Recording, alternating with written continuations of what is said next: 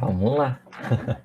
Que Deus nos abençoe e que todos e todas se sintam muito acolhidos nesse nosso momento de estudo e de reflexão. Como o tio Rubens disse, e já está aí na telinha para a gente ver, hoje a gente vai começar essa obra que introduz a coleção chamada Fonte Viva de Emmanuel, psicografia de Francisco Cândido Xavier. É uma coletânea de livros, 5 livros em específico, sendo o primeiro esse, né? Depois vindo Pão Nosso, Vinha de Luz, Fonte Viva e por último Palavras de Vida Eterna. Todos eles têm 180 lições em que Emmanuel ele vai, nessas 180 lições, escolher um versículo do Novo Testamento, seja dos evangelhos propriamente ditos, seja de Atos ou das demais partes que compõem o que a gente chama de Novo Testamento. E dentro desse trabalho que Emmanuel faz, ele procura, né, ao lidar com o versículo, ele procura trazer o espírito por detrás da letra. E é importante, né, quando a gente se debruça sobre as escrituras, a gente ter, né, o cuidado, porque conforme o próprio Emmanuel vai começar no prefácio do Caminho, Verdade e Vida, chamando a atenção, né, a interpretação dos textos sagrados. A gente pode ter variados caminhos e possibilidades de entendimento a respeito de um versículo, mas, de certo modo, né, Emmanuel tem uma preocupação essencial, que é contribuir em favor da nossa transformação pessoal, oferecer elementos de meditação e reflexão para que a gente possa avaliar a nossa caminhada.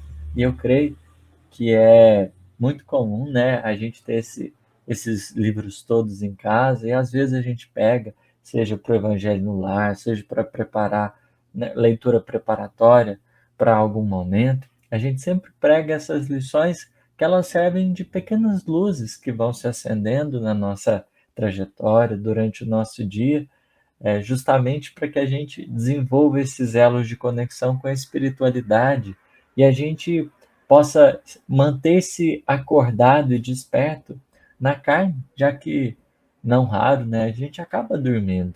Há aqueles instantes de invigilância que os nossos corações são acometidos, não raro as provas e desafios que nos roubam a estabilidade e a gente ter uma mensagem que venha dialogar com o nosso coração, nos chamando a responsabilidade, ao mesmo tempo que nos abraçando, enquanto espíritos que somos em trânsito na Terra, é fundamental. Então a gente vai começar esses estudos aqui, né, com a simplicidade do coração, no desejo de que o Mestre nos ajude para que o Evangelho não seja letra morta, mas lição viva, que nos abençoe o pensamento, que nos fortalece a intimidade, para que a gente viva e viva em abundância. E a primeira lição, né, vamos começar sempre com a leitura dela, para que todo mundo tenha condições de visualizar, entender, né, sobre o que se trata, os pormenores. Depois a gente vai destacar algumas coisinhas que para nós, né, elas nos chamaram a atenção e foram muito importantes. Então, vamos lá. O tempo. Emmanuel escolheu para essa lição a carta de Paulo aos Romanos, capítulo 14, versículo 6. Aquele que faz caso do dia, para o Senhor o faz. Diz Emmanuel. A maioria dos homens não percebe ainda os valores infinitos do tempo. Existem, efetivamente, os que abusam dessa concessão divina, julgam que a riqueza dos benefícios que lhes é devida por Deus. Seria justo, entretanto, interrogá-los quanto ao motivo de semelhante presunção. Constituindo a criação universal patrimônio comum, é razoável que todos gozem as possibilidades da vida. Contudo, de modo geral, a criatura não medita na harmonia das circunstâncias que se ajustam na Terra em favor do seu aperfeiçoamento espiritual. É lógico que todo homem conte com o tempo, Mas se esse tempo estiver sem luz, sem equilíbrio, sem saúde, sem trabalho, não obstante a oportunidade da indagação, importa considerar que muitos raros são aqueles que valorizam o dia, multiplicando-se em toda parte as fileiras dos que procuram aniquilá-lo de qualquer forma. A velha expressão popular matar o tempo reflete a inconsciência vulgar nesse sentido. Nos mais obscuros recantos da terra, há criaturas exterminando possibilidades sagradas. No entanto, um dia de paz, harmonia e iluminação é muito importante para o concurso humano na execução das leis divinas. Os interesses imediatistas do mundo clamam que o tempo é dinheiro, para em seguida recomeçarem todas as obras incompletas na esteira das reencarnações. Os homens, por isso mesmo, fazem e desfazem, constroem e destroem, aprendem levianamente e recapitulam com dificuldade na conquista da experiência. Em quase todos os setores de evolução terrestre, vemos o abuso da oportunidade complicando os caminhos da vida. Entretanto, desde muitos séculos, o apóstolo nos afirma que o tempo deve ser do Senhor. Então, aqui estamos, né, com essa mensagem, e é interessante, antes da gente penetrar, né, tanto no versículo quanto no comentário feito por Emmanuel, a gente ressaltar um detalhe, né, fundamental. Quando a gente se depara com a coleção Fonte Viva, nós não estamos falando, né, de Emmanuel num esforço de tentar simplesmente instruir a gente naquilo que seja bom e útil. Há também o esforço dele de trazer à tona lições outras que ele foi compreendendo no percurso da sua própria construção moral. Então, é muito interessante a gente ver que muito do que ele escreve perpassa essa experiência evolutiva de um coração que caminhou e que, a partir das lições, daquilo que foi aprendendo, ele se dispõe a compartilhar. Então não é simplesmente não é um conjunto de informações que ele trabalha, né? Ele vai anelando isso, essa experiência, essa observação, né? E no mundo espiritual, imaginemos, ao observar os corações encarnados na Terra, que também, né, desencarnam e tornam o mundo espiritual, como Kardec fez, né, dentro do seu trabalho pedagógico de investigação, a gente vai extraindo algumas, né, lições fundamentais. E para o Espírito Emmanuel, talvez o tempo seja a lição mais importante. Para o Espírito Emmanuel, a lição do tempo seja mais significativa. E aí alguém poderia perguntar, com que base você está dizendo isso? Né? É interessante porque a primeira lição que a gente recebe do mestre, ela fica, ela marca o nosso coração. Por exemplo, o Saulo de Tarso, quando ele vai para a casa do caminho, lá pela primeira vez, ele ainda com uma certa aversão imensa aos adeptos do cristianismo, ele escuta a pregação cristã.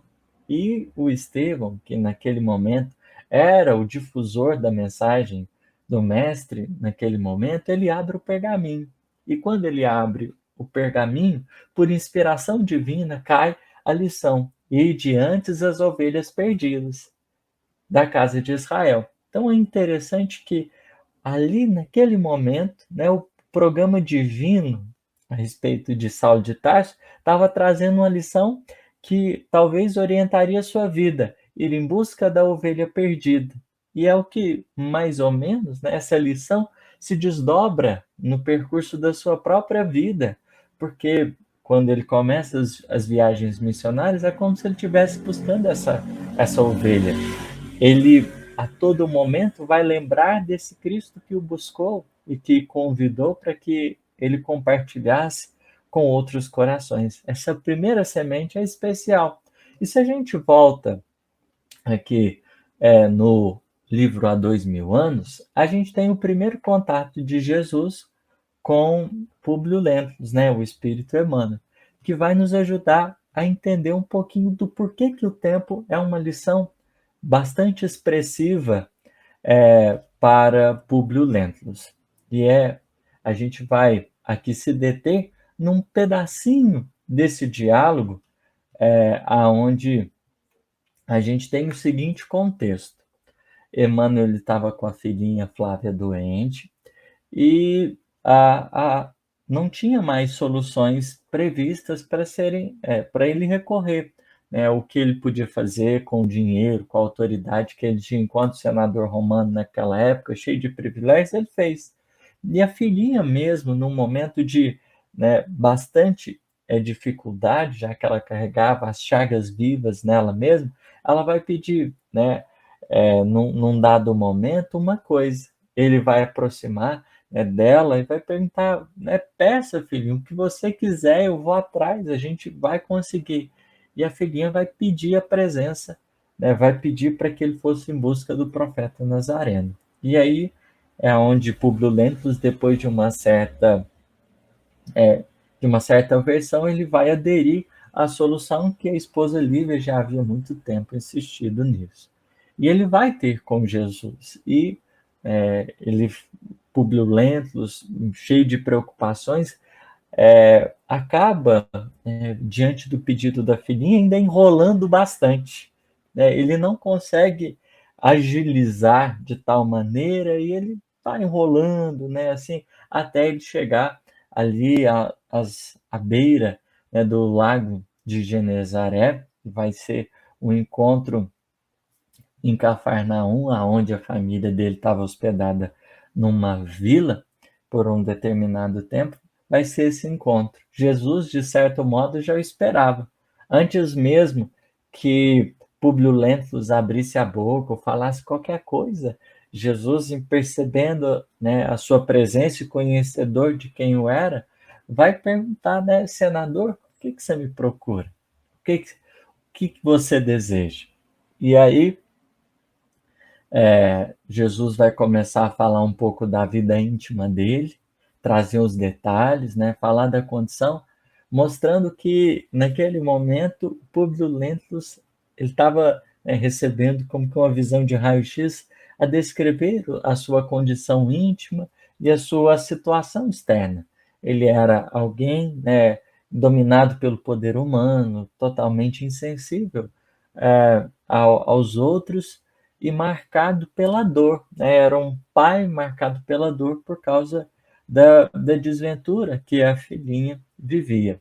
E aí Jesus vai reforçar que ele não vinha, de certa forma, né, buscar o homem de Estado, mas entender o coração dele de pai e compreendendo a veracidade das angústias que lhe pairavam no coração, Jesus vai considerar que seria nem ele que conseguiria ajudar, mas a esposa, com a fé dela que ela tinha, para interceder em favor ali da Flavinha. E o Públio Lentulus, né, ele fica assim um pouquinho assustado. Meu Deus, né, como que alguém sem o dizer nada sabe tanto a meu respeito? E ele acha que estava sonhando, e Jesus considera para ele: olha, você não está sonhando. Depois de longos anos de desvio do bom caminho, então Jesus está dizendo assim: ó, eu conheço seu passado, eu entendo direitinho o que já se passou esse tempo anterior. Pelo sendal dos erros clamorosos, encontras hoje um ponto de referência para a tua regeneração de toda a tua vida. Jesus está considerando que é um momento magnânimo para ele. Esqueci até de compartilhar aqui. Depois de longos anos de desvio do bom caminho, pelo sendal dos erros clamorosos, encontras hoje um ponto de referência para a regeneração de tua vida. Jesus entende, a terra do coração dele estava nas melhores condições para receber a semente da verdade e do amor, a fim de frutificar em bênçãos de paz. Era o momento para mudar a referência. Ele até então estava regido pelo poderio humano, pelas referências não somente materiais humanas, e Jesus vem convidar-lhe para um ingresso, né, numa construção, numa perspectiva um pouco diferente. Jesus acentua, no entanto, está, porém, no teu querer aproveitá-lo agora ou daqui a alguns milênios. Qual que é a lição que Jesus deixa para ele? Você pode fazer isso agora ou daqui a alguns milênios. O tempo é seu. O tempo da sua decisão é algo seu, é algo pessoal. Então, observemos que Jesus, de certa maneira, trabalha com Públio Lentulus essa noção de tempo. Essa noção de tempo. Pode ser, poderia ter sido naquele momento, mas ele poderia não escolher naquele instante e optar pelo futuro. Optar pelo futuro, que é o que acontece a todos nós. Como a gente vai estudando a doutrina espírita, há uma lei chamada lei de liberdade, o livre-arbítrio. Nós somos construtores dos nossos destinos. A gente tem, pode-se dizer, um programa divino. Existe, sim, um programa divino a nosso respeito. Alcançarmos a perfeição moral, e ocuparmos o nosso posto frente à criação divina, colaborando com Deus naquilo que foi edificado. Esse é o nosso projeto, mas é uma escolha nossa. Está no nosso querer aproveitar as oportunidades, aproveitar o tempo, ou a gente, de certa maneira, postergar, deixar para depois. Nós somos responsáveis pelo que a gente faz, pelo que a gente deixa de fazer. Não é da misericórdia nem da bondade divina que nós sejamos, muitas vezes, impostos, exigidos, isso, aquilo, não. Existe por parte de Deus a oportunidade, que é o nosso maior patrimônio, porque oportunidade é sinônimo desse tempo, é sinônimo de experiência, é sinônimo de amadurecimento. Para nós, a experiência é muito valiosa e Jesus está considerando isso. Não se impôs, não exigiu, mas deixou as portas abertas. Públio, você pode começar agora. Como também, às vezes a gente adotou posturas um pouco inadequadas, caminhou por algumas vias inconsequentes, e a vida ainda hoje nos chama nos escaninhos da alma. A gente pode reconsiderar tanta coisa. É sempre tempo, de recomeçar. Como o próprio Chico também vai dizer, a gente não pode voltar atrás para fazer as coisas diferentes, mas a gente pode colocar como um novo ponto de referência, conforme Emmanuel também foi convidado, para a partir daí a gente caminhar, para a partir daí a gente poder fazer diferente. E é muito curioso, porque se a gente vem um pouquinho antes, lá no prefácio da obra, chamado Na Intimidade de Emmanuel ao Leitor, Emmanuel ele vai trazer um pouquinho dos pormenores do que foi construir para ele o há 2000 anos. E aí ele vai fazer uma prece. No meio do prefácio, ele vai escrever uma prece. E ele começa da seguinte forma essa prece. No dia 4 de janeiro de 1939. Então já estamos aí, bastante avançados.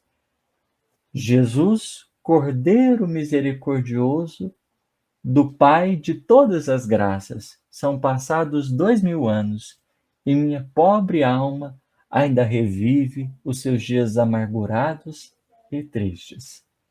Que são 2 milênios, Senhor, no relógio da eternidade. Observemos que na prece que ele faz, ele traz de novo a perspectiva do tempo. Ele traz de novo a perspectiva do tempo, rememorando tudo que se passou. Imagina, na condição de espírito, ele olhando para trás nessas reminiscências que foram embaladas nessa retrospectiva que foi feita. É uma oportunidade da gente avaliar a gente mesmo, porque, né, tenhamos em vista, de Deus sempre virá a oportunidade.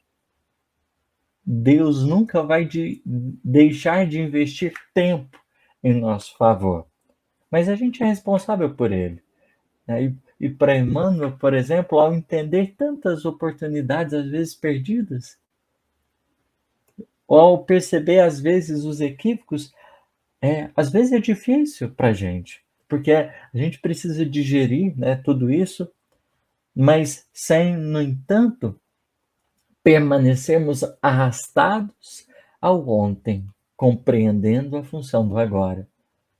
E aí diz ele: sinto que a tua misericórdia nos responde em suas ignotas profundezas. Sim, o tempo é o grande tesouro do homem. É o grande tesouro do espírito na sua jornada. Não tem outra coisa mais abençoada do que o tempo. Não tem. Porque na pedagogia de Deus, o tempo é um instrumento da verdade. É um instrumento da verdade.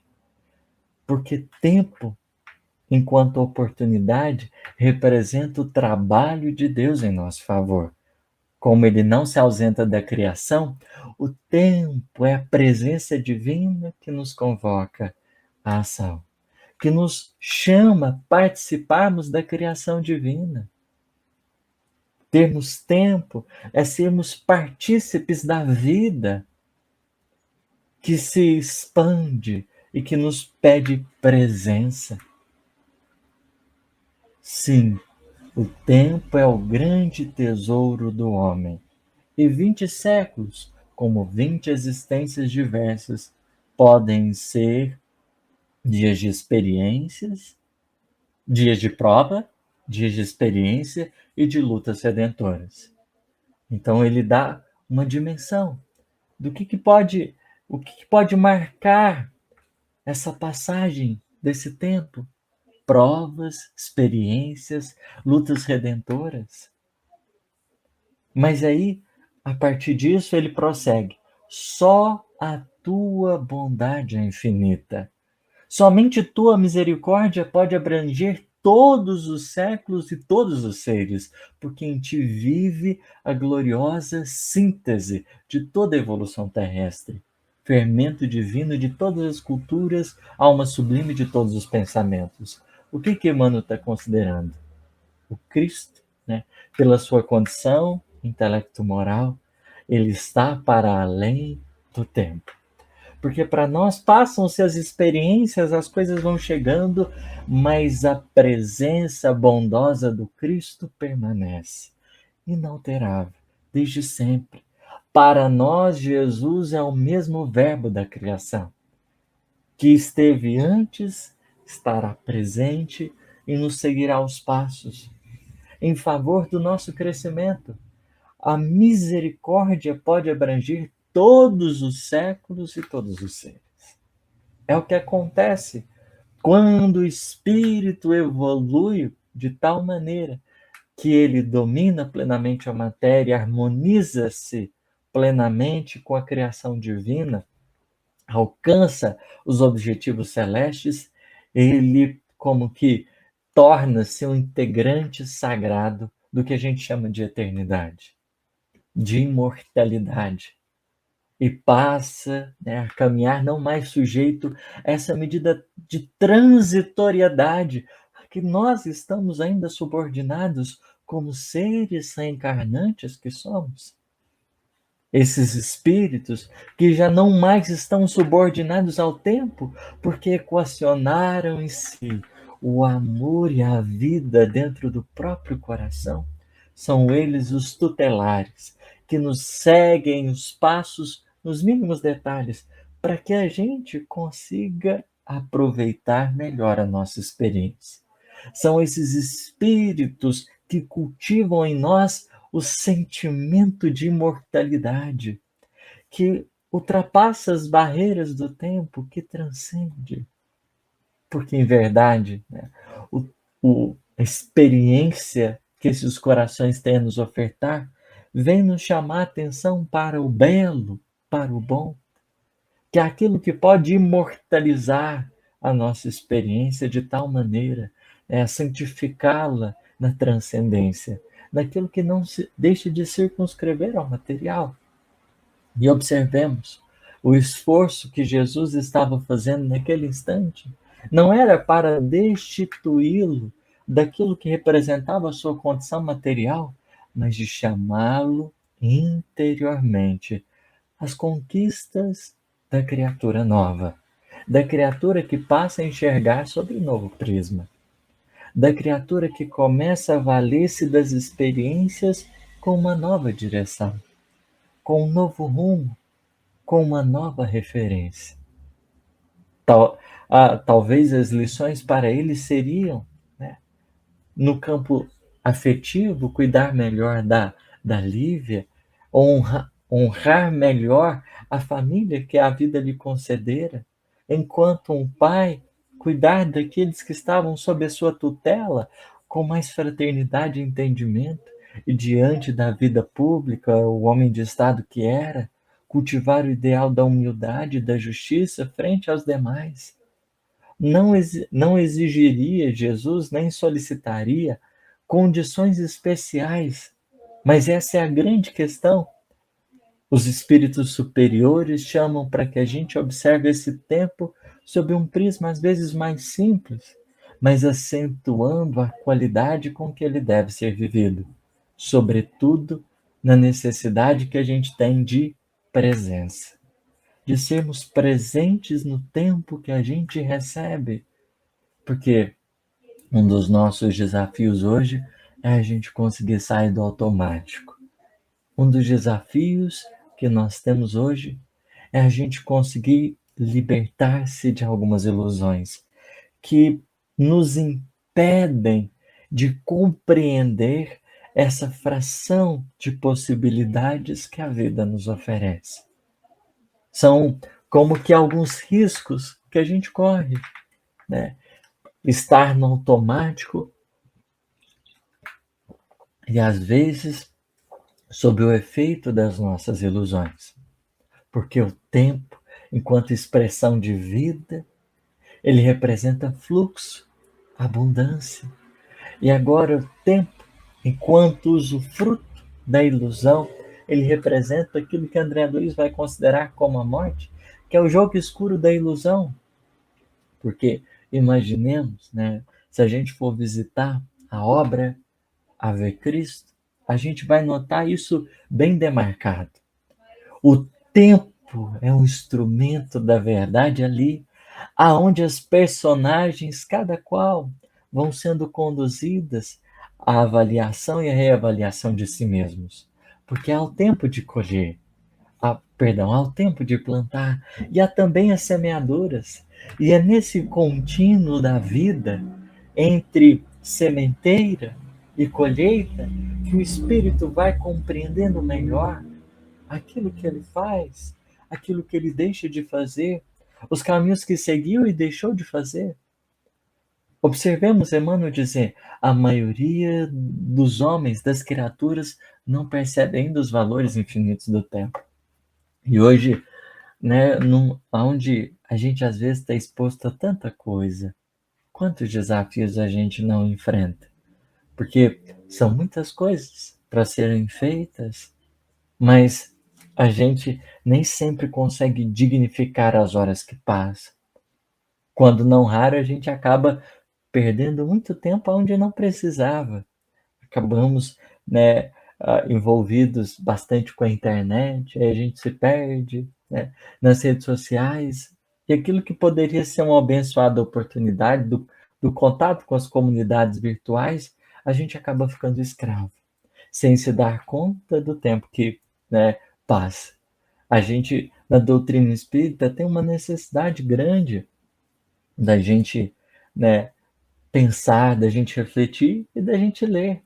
Quantos de nós, às vezes, acusamos a falta do tempo? Nossa, não tem tempo para ler, não tem tempo para orar, para meditar. Mas se a gente observar o tempo que às vezes a gente gasta com determinadas coisas, a gente poderia estar investindo eles com mais qualidade, aproveitando. Porque às vezes, para se acender essas luzes do nosso dia, por exemplo, não precisaremos de horas de meditação. Às vezes são minutos bem aproveitados que nos servem de inspiração para um período de dia, para que a gente possa construir diferente. Se a gente observar na Terra, diante da extensão do amor e da misericórdia divina, quantos, né, de nós não dormimos, não permanecemos num sono profundo, esquecendo dessas responsabilidades e deveres que nos marcam a vida. E é por isso que Emmanuel, ele pontua esse primeiro detalhe. Efetivamente, existem os que abusam dessa concessão divina, que não compreendem o seu devido valor, que não compreendem a riqueza que nos está depositada. Hoje, ser presente às vezes é complicado, né? Quantos pais, às vezes, se furtam da sua presença, do seu tempo, né? Com os filhos, com a família. Quantos corações não se ausentam dessa convivência necessária para dedicar-se tão somente a outras tantas coisas? Esquecem de presentificar-se junto aos companheiros e companheiras de luta, aos companheiros e companheiros de aprendizado. Nós, sim, temos essa concessão divina, como Emmanuel vai dizer. A criação universal é um patrimônio comum e é razoável que todos nós tenhamos o livre-arbítrio de compreender aonde para nós vai ser mais adequado, aonde, né, a gente vai querer investir as nossas possibilidades. Contudo, né, Emmanuel pondera aí para a gente, a criatura não medita na harmonia das circunstâncias que se ajustam na Terra em favor do seu aperfeiçoamento espiritual. Às vezes a gente não se dá conta do investimento que a gente teve em nosso favor para a gente estar aqui na Terra, para a gente estar com esses corações e com essas pessoas. E a gente às vezes vai se esquecendo, se esquecendo. Mas esse mesmo tempo, muitas vezes, ele se torna aquele que nos lembra das nossas responsabilidades, dos nossos compromissos. Porque como a gente ponderou, o tempo representa trabalho de Deus em nosso favor. A cooperação silenciosa em nosso favor. Porque diante das vidas ao nosso redor, Deus é o grande costureiro que vai tecendo a colcha da vida através do tempo. Servindo-se de material das nossas vidas, das nossas existências, para que, na harmonia das circunstâncias, a gente encontre o quadro adequado para os aprendizados devidos. Bendito seja a reencarnação, que essa disposição do Criador em acompanhar as criaturas no seu percurso de amadurecimento, não sendo possível efetuar tudo numa existência, tornamos, sim, quantas vezes se fizerem necessários. Mas é justo. É lógico que todo homem conte com o tempo, porque jamais chegará um instante na pauta da lei divina que será revogado a reencarnação. É um mecanismo que a gente tem, e isso não está em via de conta. Sendo Deus imutável nos seus atributos, a lei divina não se alterará por causa de alguns espíritos, e Deus não agirá com vingança, não parte dele isso. porque não preservamos o tempo, não se esgotaria ele, né, de Deus em nosso favor. Deus não eliminaria-nos a possibilidade de recomeçar. Não, mas é justo ponderarmos ao lado dessa inesgotável bondade a lei expressiva da responsabilidade que se ergue sobre os nossos passos. Porque observemos, nós trazemos conosco na intimidade as marcas do destino, as marcas do tempo, no espírito, como que está materializada as marcas do tempo, consciência e tendências instintivas, que são as ferramentas bases para as existências que advirão, como diz Kardec, na lição Esquecimento do Passado no Evangelho.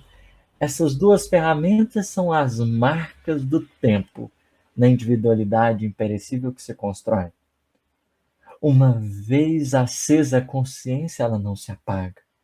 O tempo que trabalhou-nos o empedrado das nossas possibilidades, que ofereceu-nos a oportunidade de crescer e amadurecer, ele se materializa no que a gente chama de consciência. Como essa voz inalterável daquilo que vivemos, daquilo que conseguimos recolher das experiências. Nenhum de nós consegue retroagir, porque o tempo vivido nunca mais pode ser apagado. Ele pode ser significado e ressignificado, porque afinal de contas, né, Jesus fala, Maria de Magdala, o amor cobre a multidão de pecados. Ou seja, há um tipo de experiência que está acima de todas as outras, há um meio de utilizarmos desse tempo, que significa, mesmo tendo nós vivido todas as outras experiências. Mas a gente traz essas marcas desse tempo. E Emmanuel, na prece dele, ele vai fazer essa retrospectiva, deixando que esse tempo da memória ele ecoasse no seu coração, auxiliando qual retrovisor do carro a compreender aquilo que se passou. A compreender aquilo que se passou, para igualmente entender os desdobramentos do futuro. Porque o tempo, não seguindo, né? Não seguindo desgovernado e ao léu, ele é marcado, né? Ele é um instrumento desses destinos que nós vamos construindo em cada dia, em cada manhã, da forma que a gente vai escolhendo, nós vamos ajustando o curso do rio da vida. Esse tempo é o revelador desses destinos que, por ora e por vezes insondáveis, vão sendo marcados pelo dia do amanhã.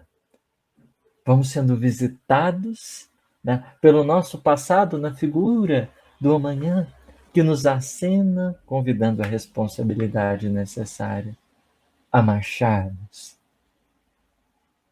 E Deus, na sua infinita misericórdia, é como vai dizer Humberto de Campos, usa o tempo e não a violência.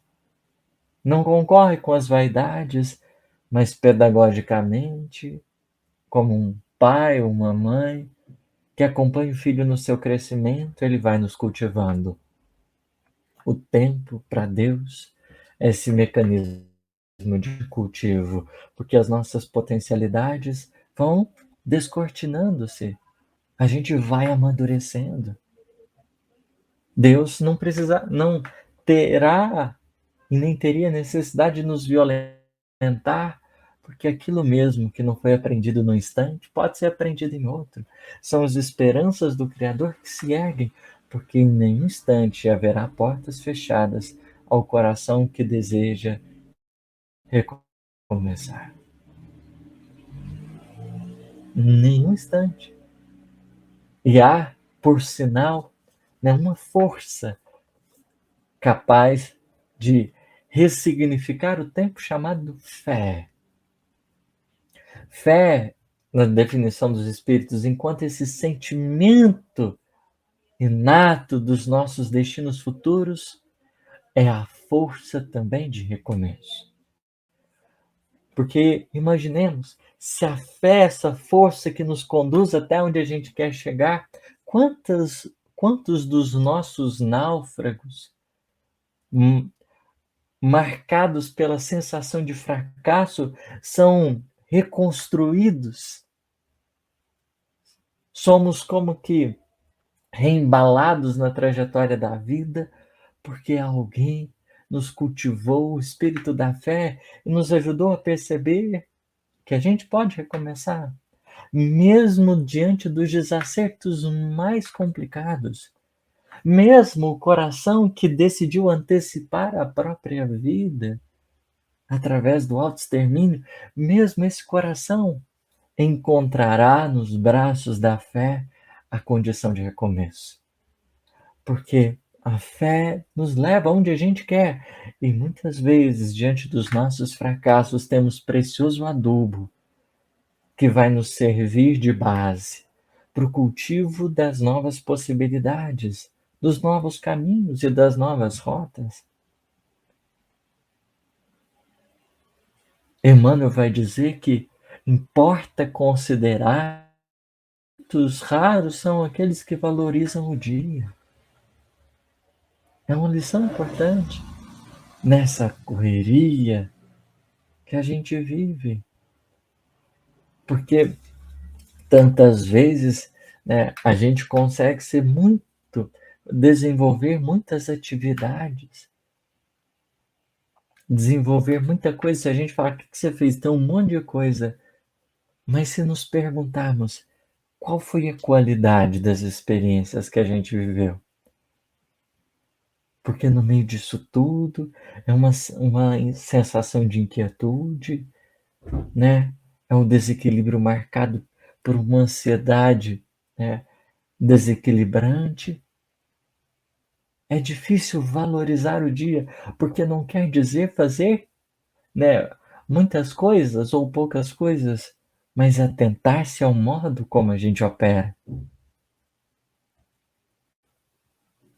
Às vezes, né, a gente acaba não conseguindo aproveitar as experiências, né? Observemos o tempo de férias. Para muitos, esse agora é o período que abre aí uma larga faixa de possibilidades, como tem sido as nossas fériasinhas. Naturalmente surgirá o momento do lazer, o momento da descontração, que são válidos e são como que partes importantes da vida, momentos em família, essas coisas, mas é justo que também alarguemos a nossa compreensão para entendermos o que a gente pode valer-se para santificar esse tempo, torná-lo sagrado na sua expressão, dignificá-lo para que esse tempo represente construção interna nos mais obscuros recantos da terra, diz Emmanuel, há criaturas exterminando possibilidades sagradas. Porque às vezes, no momento que sobra um tempinho, a gente poderia valer-se dele. Para quê? Para, né, como Jesus recomenda, e é importante, né, a gente pensar, vinde vós a um lugar à parte. Esse retraimento necessário é indispensável.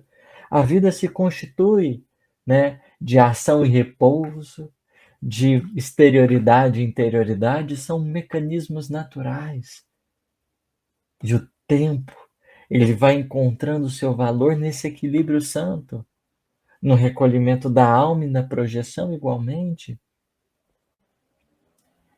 Porque essa preciosidade, ela pode constituir, tecer no curso das nossas trajetórias, né? Abençoada ascensão.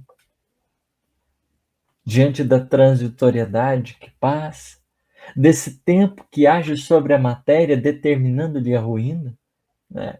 Se a gente observar, Emmanuel também na prece que ele faz, que ele ressalta esse tempo, ele vai mostrar do Império Romano, das conquistas humanas, tão somente humanas, tanta coisa se perdeu, e aquilo que estava até então, né, sedimentado na sua imponência foi perdendo o seu valor, hoje olhado apenas como marcas desse passado, daquilo que foi. Há algo que transcende. E aquilo que diz respeito à alma, né? O apóstolo Paulo vai dizer: ainda que a criatura exterior se corrompa, a criatura interior se renova dia a dia. Porque naturalmente essa exterioridade, né, o envelhecimento, tomará conta do corpo. Mas o tempo agindo no espírito representa o seu esculpir, o seu moldar. O tempo agindo no corpo determina o seu envelhecer. E esse corpo ele vai envelhecer. Para nós, né, muitos de nós, uma coisa ruinosa, o fenômeno das rugas, das marcas de expressão, e faremos isso, aquilo para minimizar, mas poderoso é o tempo que avança. Poderoso é o tempo que avança, que vai nos ajudando a perceber que está em transformação. A lei do progresso nos rege os passos. O motor da transformação humana nos impele seguir, avançar. Um dia de paz, harmonia e iluminação é muito importante para o concurso humano na execução das leis divinas. É a forma de operar, de marcar esse tempo que vai como que multiplicando as suas possibilidades, que vai enobrecendo-lhe o valor, e o destino vai afigurando cada vez mais nobre e belo. Diz Emmanuel: os interesses imediatistas do mundo clamam que tempo é dinheiro, para em seguida recomeçarem todas as obras incompletas na esteira das reencarnações. Tudo que a gente desorganiza tem que reorganizar.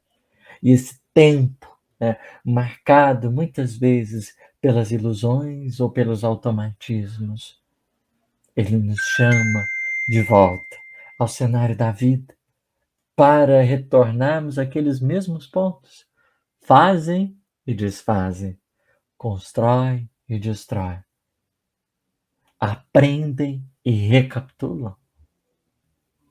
Porque haveremos de contar com essa expressão divina, mas seremos convocados, sobretudo, a entendermos a nossa responsabilidade, a entendermos como que a gente é o melhor modo de proceder. E bendito seja essas experiências que marcam-nos a vida, que dizem respeito aos momentos que a gente constrói em nome do bem. São instantes sagrados, são luzes que se acendem sobre os nossos roteiros e que iluminam-nos a vida. O tempo bem aproveitado é qual a semente que foi cultivada no seu devido valor, que produz da sua abundância, porque como significamos esse tempo, recebemos, né, do amanhã nada mais do que uma resposta daquilo que a gente foi fazendo. E por mais que nos compliquemos, né, haverá Deus de nos ensinar a recomeçar, erguendo-nos o coração através da fé, para que nos levantemos em nossas lutas. O objetivo é a gente caminhar organizando, fazer iluminando, para que assim, né, o nosso roteiro de vida não represente rememoração do passado, enquanto necessidade de reajuste, mas represente roteiro de crescimento onde a gente avança pela qualidade dos tesouros que foi conquistando, da amizade, do amor, da caridade. Em todos os setores da evolução terrestre, vemos o abuso da oportunidade complicando os caminhos da vida. Entretanto, desde muitos séculos, diz Emmanuel, o apóstolo nos afirma, o tempo deve ser do Senhor. Paulo, muito sensatamente, aqui nos ajuda a pensar de tal maneira no valor que tem essa oportunidade. Ele começa o capítulo 14, né, nos ajudando a pensar no mundo, naquele instante, marcado, né, pelas exterioridades, pelos ritos. Paulo é um grande reformador dos ritos, desse fazer externo, dessa religiosidade externa, a que tantos corações se devotaram, cumpriram tudo que precisava externamente, mas a alma permaneceu vazia. E Paulo nos chama a atenção para, né, entendermos o valor desse dia, independente seja qual for. Até então era o sábado santificado, o tempo melhor, né, de maior qualidade, mas aqui Emmanuel nos chama para a gente entender esse tempo além, né, dos calendários humanos, o tempo enquanto oportunidade crescer, enquanto Deus trabalhando em nosso favor para que a gente possa amadurecer. Ele nos legisla os passos e vai nos ajudando a caminhar. Trazemos conosco nossa bagagem, mas o rumo é certo. Nosso caminho, nosso destino, essa felicidade inalterável que o tempo há de revelar pelo nosso esforço de cada dia. Obrigado pela paciência e pela misericórdia de vocês. Deus lhes pague.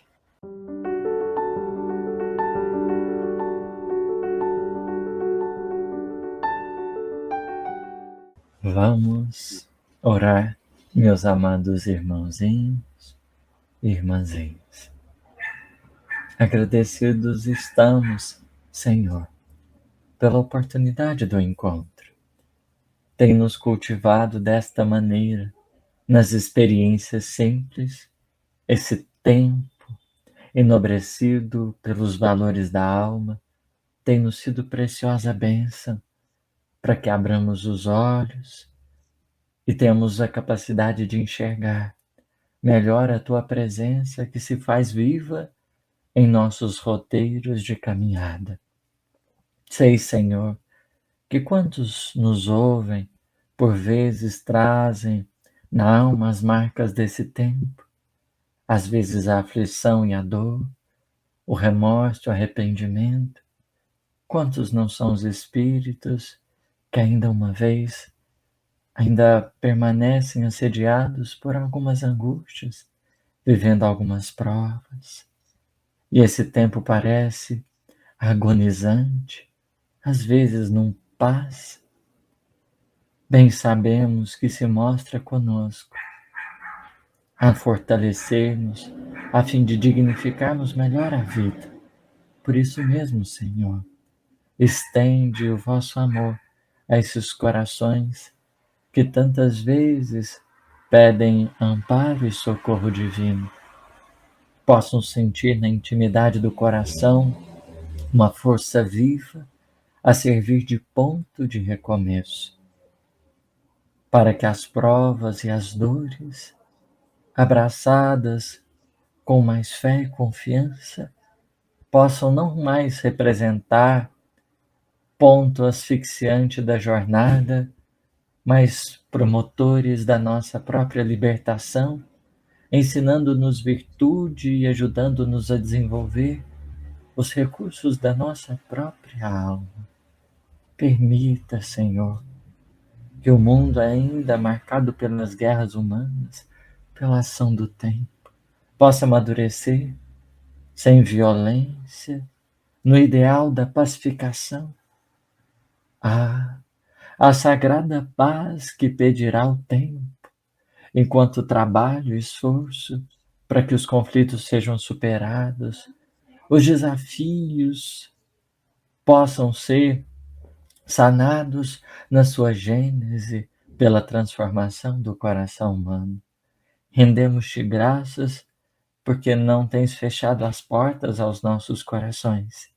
E ergue-se o amanhã como esperança sagrada dos nossos destinos, porque em verdade caminharemos sempre, tendo condições de melhorar e aprender em cada dia. Seja o seu coração a fonte das nossas sagradas inspirações, para que aproveitemos melhor, amando um pouquinho mais, perdoando um pouquinho mais, servindo um pouquinho mais, santificando com alegria e disposição a hora que passa. Que assim seja.